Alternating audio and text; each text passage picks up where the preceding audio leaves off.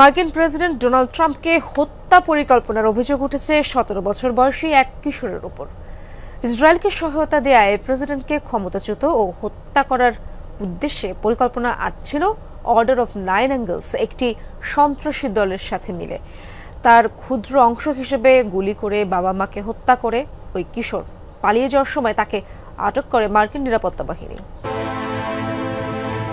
১৭ বছর বয়সী কিশোর নিকিতা ক্যাসাপের নিষ্পাপ চেহারা দেখে কে বলবে নির্বিকারভাবে নিজের বাবা মাকে গুলি করে খুন করেছে সে। এটুকু শুনেই অবিশ্বাস্য ঠেকছে, ঘটনা আরো গভীর। বাবা মার সাথে আমেরিকার উইসকনসিনে বসবাস করত নিকিতা। জীবনযাত্রা আর 10টি কিশোরের মতো হলেও সে ছিল অসুস্থ এক পরিকল্পনার অংশ। মার্কিন প্রেসিডেন্ট ডোনাল্ড ট্রাম্পকে হত্যা করার উদ্দেশ্যে দুর্ধর্ষ এক সন্ত্রাসী দলে যোগ দিয়েছিল সে। হত্যা পরিকল্পনার একটি ক্ষুদ্র অংশ হিসেবে গেল 11 ফেব্রুয়ারি বাবা ডোনাল্ড মেয়ার ও মা তাতিয়ানা ক্যাসাপের মাথায় ও শরীরে চালায় একাধিক গুলি।